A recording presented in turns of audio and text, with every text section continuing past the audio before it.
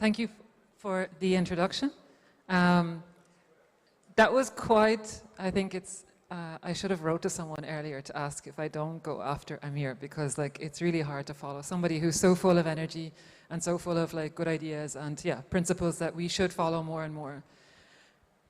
So yeah, I will talk to you about MPC, basically, some of the tools that can provide some of the privacy expectations that the cypherpunk values might actually benefit from. I'll give you an educational tour of MPC, so from auctions to ZK, my A to Z. I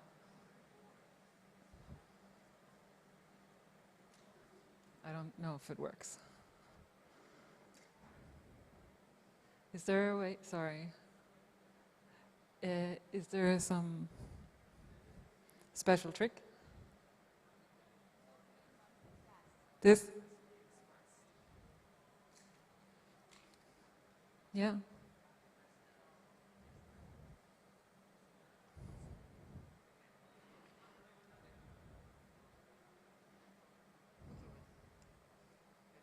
Okay.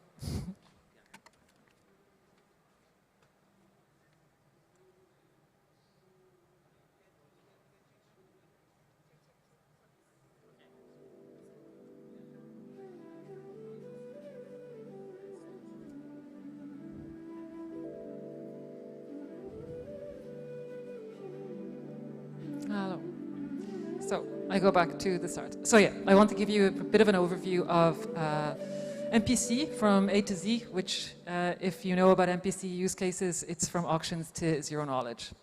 And so one thing I wanted to start by, and maybe this room kind of appreciates this, is that cryptographers are not cypherpunks. And I think I come from a background of cryptography, and there is a tendency in the cryptography community to think that because we build the tools that can, you know, help us exercise the freedoms and the cypherpunk values that we want, we do feel like we are some sort of rebels. But after quite some time now, I kind of realized that's not actually the case. Mostly what people, like what the cryptographers actually like to do is push symbols around to try and make some proofs of security and feel smart.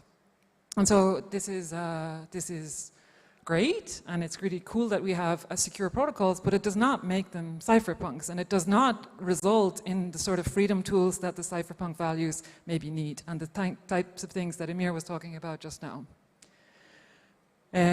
So yeah, cryptographers are not cypherpunks, and this is why I kind of put it in this session, in the cypherpunk session, rather than the applied crypto track. And so I think in building kind of freedom tools or, you know, privacy preserving tools, it's important to kind of understand some of the cryptography. So yeah, this is why I want to give you some view of MPC. So what has MPC been used for? And first of all, does everybody know what I mean when I say MPC? Okay, 1, 2, 3 people. So MPC stands for multi-party computation. Is there anybody like who has absolutely no clue at all what multi-party computation is? Okay, one person at the very back. You're too far back to... no, but anyway, MPC is used for computing on encrypted data. So it started in the 80s with coin flipping, mental poker, comparing integers, small things. And essentially what it is that, you know, a user, Alice, who has some data in her local device or in her machine, and whatever machine, she can secret share it to a network. And this network communicates, nodes in this network communicate to do computation on her encrypted shares, and they produce a result. This is it, essentially. And so the first large-scale kind of practical example of this was the sugar beet auction, which was run in 2008. And this was a double auction to determine the market price of sugar beets. It was an MPC run between farmers and a sugar processor and researchers in Denmark. It was super nice because everybody agreed that this was kind of needed and useful. The farmers didn't have to reveal how much they were willing to pay. The sugar processors couldn't, you know, take advantage of farmers, and everybody kind of won. So this was a super nice example of an auction that was run in MPC.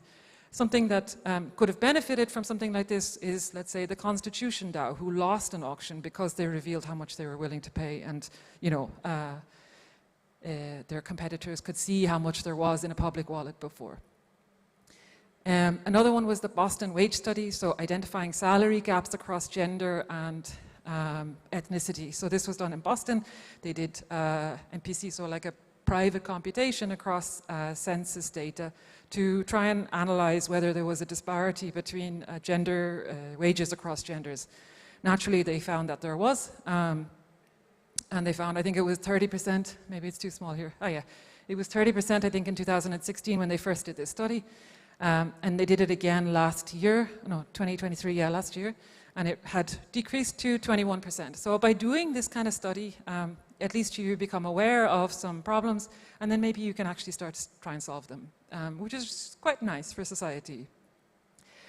There was also an Estonian student graduation. So I don't know if you noticed, we are also doing a bit of a tour of different countries here, and these countries are where a lot of the main MPC researchers are actually from. So it's kind of interesting also, geographical tour of MPC. But this study was to try and determine if the dropout rates in IT studies were due to people working at the weekends, if their part-time jobs were interfering with their studies and causing them to drop out. And this was particularly important in Estonia because they became much more technologically relevant country, and they needed a highly skilled IT force, but they had high dropout rates, so they were really trying to increase the education of IT workforce. They actually found that there was no correlation between these two things, but which was a bit sad for the study, but at least we got a nice example of MPC out of this. So it was run between the Ministry of Finance and the university. So another one was, then things started to turn a bit weird. All of these things kind of had nice societal implications, but then, the tooling and the MPC protocols became a bit more efficient, and they started being picked up by big tech.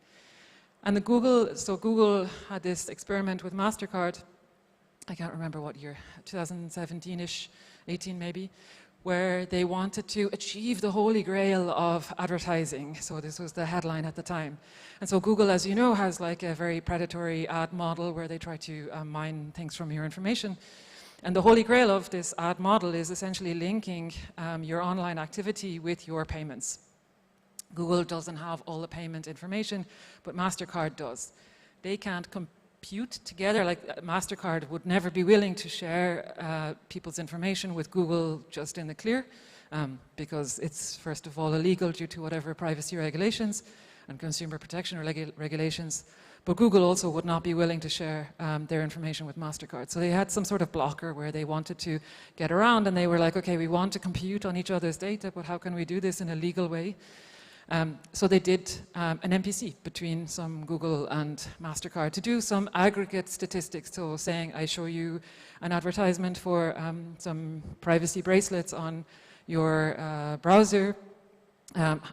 Did you actually go to the store and buy privacy bracelets? Or how many people went to the store to buy privacy bracelets after they saw this ad?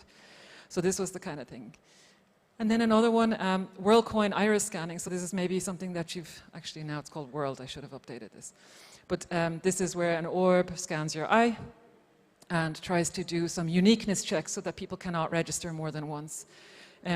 They got a knock on the door from some regulators saying, how are you processing this data? Where is it all stored? And so then they decided to do some multi-party, to split this data and do some multi-party computation over it. And so these last two cases kind of start moving towards the dystopian, maybe I shouldn't say this, but realm where, people are kind of doing MPC to sort of sidestep regulation. And so I think the cryptographer point of view is a bit okay, there are problems in society and we have privacy issues, just throw MPC at it, just throw some crypto tools at it, and that's all fine, your problem is solved. But I don't think this is necessarily the case, because with the Google and MasterCard example, there was really kind of a lot of, not uproar, but discussion at the time about whether this is actually good or not. Is it good that now Google and MasterCard can collaborate on our data? Okay, sure, I can't be singled out, it's not my data necessarily, but as a group, we all kind of suffer because Google has more power. And so this is a bit questionable. So it's not really just throwing MPC or just throwing cryptographic tools at a problem doesn't necessarily solve the privacy issue that kind of underlies the whole thing. And so the question then, I mean, like, I think, is it possible to solve these things? You know, like, how do you start to think about solving privacy issues or, like, you know, adhering to these cypherpunk values with cryptographic tools? And there are some super nice examples, which maybe you have actually seen at this venue. So one of them is from Cursive, who are a small team who are building privacy-preserving applications.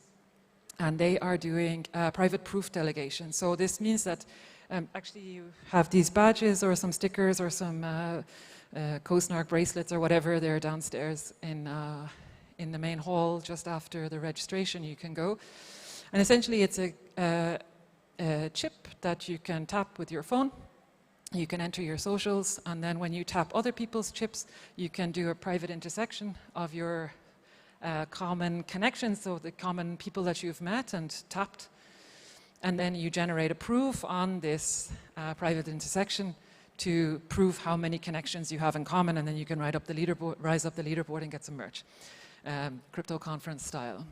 But the reason that this is interesting is because, you know, as things become a bit more complicated, the proofs get big, and actually your phone gets slow. And you know, these things need some libraries for verification and proof generation and all sorts of stuff. So sometimes it becomes a bit restrictive to actually do proof generation on your phone. So then an answer might be, well, why don't we actually start delegating proofs? And you see this a lot with, I think, the development of proof markets. So like all these proof markets started popping up over the last years to say like, hey, we can, you know, have some pure beefy machines that will generate your proofs really fast for you, which is great. But like, if you have any sort of sense of privacy at all, this is terrible now, because now you're just outsourcing all your private data to this server who will generate proofs for you very quickly. But yeah, you don't get any privacy here. You outsource your proof generation, but you do it in a secret shared way, like in this MPC way, and you generate the proof over those secret shares. And so this is being done now downstairs. Not downstairs, but like in the internet. You can see it downstairs. So yeah, this just happened yesterday. And when I say actually you can outsource this to a network, this network is not this mystical being in the sky as it has been for the past 20 years. Now it is actually live. So there's one network that is run between us, Tatseo, the Cursive guys who built this nice cryptographic connections app, and the PSC group. So each of us are running a bunch of nodes that are generating these proofs on these secret shares. So yeah, go down and see them if you want to actually feel MPC in your hands. There's also actually an MPC exhibition that you can learn more of the history. So yeah, actually what they're doing is collaborative snarks, generating collaborative snarks, which is just generating zero-knowledge proofs in an MPC network.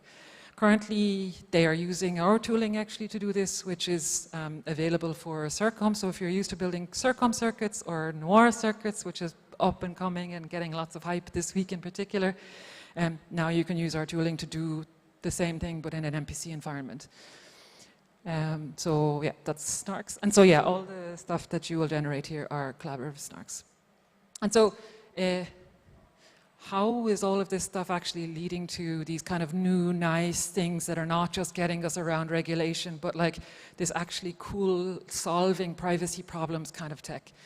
And I think the most interesting thing that MPC is kind of enabling now in this blockchain world is this private shared state. So you have these private blockchains or L1s or L2s like Aleo and Aztec who now have zero knowledge smart contracts, and they have like private state and sometimes public state, and you generate proofs on your private state and you can do stuff with the public state and interact.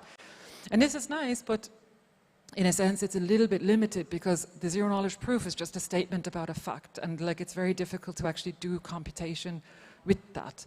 And so if you can instead have a sort of MPC network where you can maintain your privacy, you can actually do more. Like, so you can actually do computation on all of your private state instead of just having zero-knowledge proofs in public state.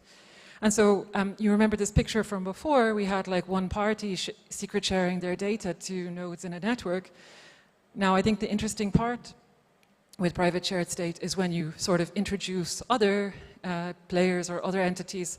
So now you can take secret, like multiple people can share their data to a network in a privacy-preserving way, and the network can do computation over that. And I think this is super nice, because we don't have to start revealing things to anybody. We don't have to, we have like all full general purpose computation, and not just kind of workarounds with zero knowledge proofs. So for me, this is like the most exciting thing that is happening in the crypto world at the moment. So I think with that, like the privacy conversation is becoming super nicely nuanced. It's not like full, like privacy is not secrecy necessarily. It's like you're not like completely black boxed and tied off from everything, and nobody can see my data and no one can touch it and I can't even use it, and like you shouldn't learn anything about me. And it's not like fully open like everything on Ethereum. If I interact with the chain, like everything is public and everything is recorded forever.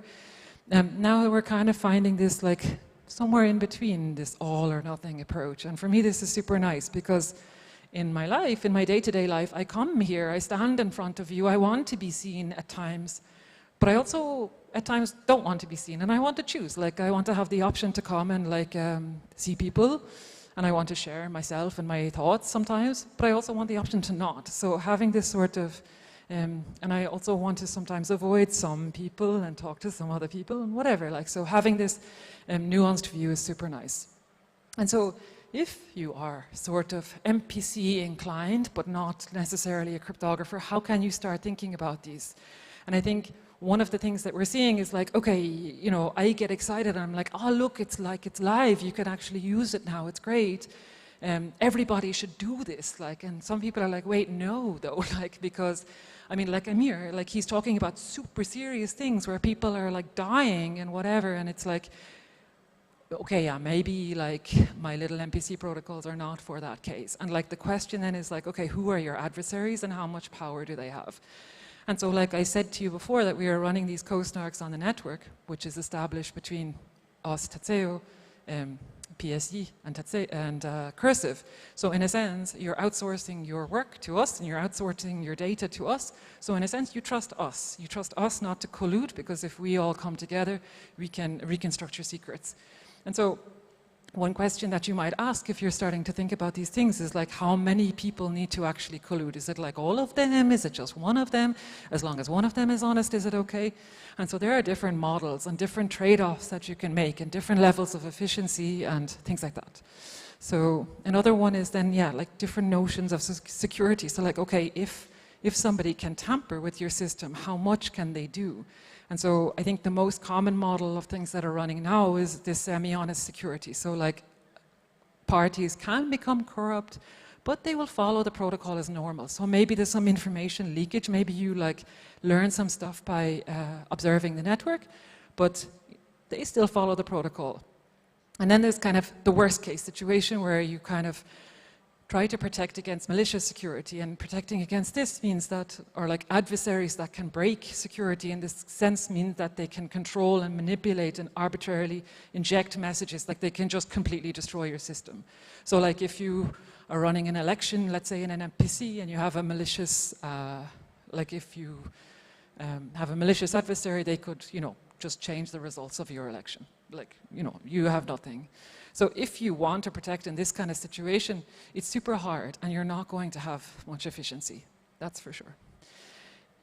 So yeah, what about efficiency? I think I mentioned a few things, the WorldCoin example, the Cursive example. I think these are two nice examples of things that are running in production, which I think are the kinds of things I would hope the sort of cypherpunk people would care about more than the theoretical people who care about the math. And so in saying that, the difference between specialized protocols and like general purpose computation is quite different. So like you can do like highly optimized stuff, as in the case of WorldCoin, and they are doing uniqueness checks. You do about 40 billion checks per second. And okay, that translates to, okay, you have 2 eyes and you know, you have many readings and your iris is pretty like data rich. Yeah, it's data rich, so it's a lot. And this translates to, I think, about 15 people uniqueness checks per second. And so these cursive co-snarks that we're generating downstairs, not downstairs, but in the network, are about 12 seconds each, but 11.9, like the vast majority of that, is the witness extension. So this is like the actual MPC part rather than just the proof generation part. So proof generation is very fast, but witness extension is not too bad. So this is where it's at now. And so that's it for me. If you have any questions, I will be glad to take them. Thanks very much. Thanks so much for your presentation, Ash. We've got a couple of questions here on the docket.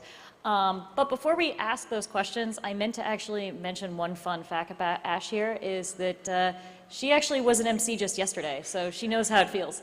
I know how you're feeling right now. After like 5 hours, I was like, I don't remember anyone's name. I don't know what even this topic, where are we? This was a great one, though, even though it was technical. But the first question here is, when Connolly? Connolly is now there. Like now you can use it. So yeah, if you go to the Tatseo GitHub, you can go and find Connolly and play with that. Awesome. And then what's the difference between ZK with MPC versus FHE computation?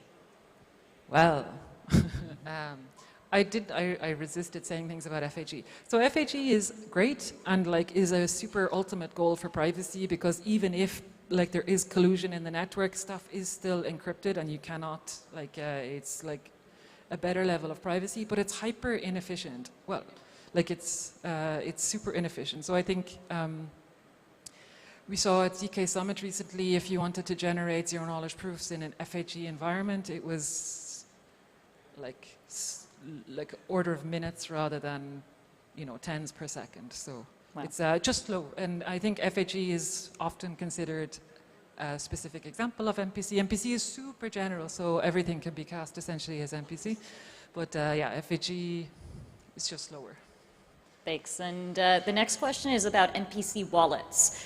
Is it the future, and what are your thoughts on MPC wallets generally? I also didn't mention MPC wallets, and I was going to make a comment about that. So for me, when I mean MPC, I mean like general purpose MPC, like general purpose computation. For me, MPC wallets are kind of threshold signatures and things like this. So it's a little bit of a special case and like a kind of a sub computation. It's just one type. It's just generating signatures essentially. So it's kind of a small part of MPC. Super efficient. I quite like them. Personally, we don't work on any of that stuff, but I like it. Yeah, they're cool. Cool. And there are a couple of questions that are more about your opinion on things. But first one is, how do co-snarks work? How do co-snarks Very work? briefly, in like 20 seconds. If you know how ZK works, you take the ZK and you split it over 3 people. Like essentially, like what is needed to compute a zero-knowledge proof is essentially linear, so you just do it 3 times and you communicate and you get 1 proof, in a nutshell. Okay. And what do you think of TEE, or T? And what is T? Did this question come from someone who knows me or someone who doesn't know me? That makes all the difference.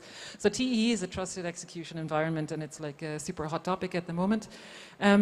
I think they're wonderful, and no. So the thing is with TEEs, they're great, and it's a super hot topic at the moment. They're quite easily breakable, so I have sometimes been critical of them in the past, which is why sometimes I'm wondering if this is someone who knows me. But I think it's good. Like, so with the co-snarks, we talked about the collusion problem, and you know, I said that in this network, let's say that we are running now, you trust the 3 of us not to collude. And so TEs are one defense against this. If you sort of run the MPC in a TE across, you know, the nodes in the network, it's one nice defense. And also, like, as I said, TEs can sometimes be a bit weak. If you use 3 of them from different providers and like spread them around the world, it's also a lot better. So ultimately, I think, yeah, we're going to see that happening very soon. Cool, thank you. And I think we have time for one last question. How does the MPC network receive private data? Is it in the encrypted format for snark generation? Yes. Simple. I mean, it's encrypted like across the internet, but overall, like before that, even from your phone, it's sent. It's split into secret shares, which is seen as, can be cast as a form of encryption. So essentially, you encrypt it on your phone or your local device, and then you send it to the servers. Cool. Okay, I think we got time for one more. Can we remove initial trust set of MPC? What's the initial trust set? I wonder. So like if you talk about like the collusion issue. Yeah, I think that's what they're implying, is the collusion. Can you remove it? I mean, actors. not everybody's working on it, but like this is the big problem in MPC at the moment. Can you remove it? Never fully, I'd say.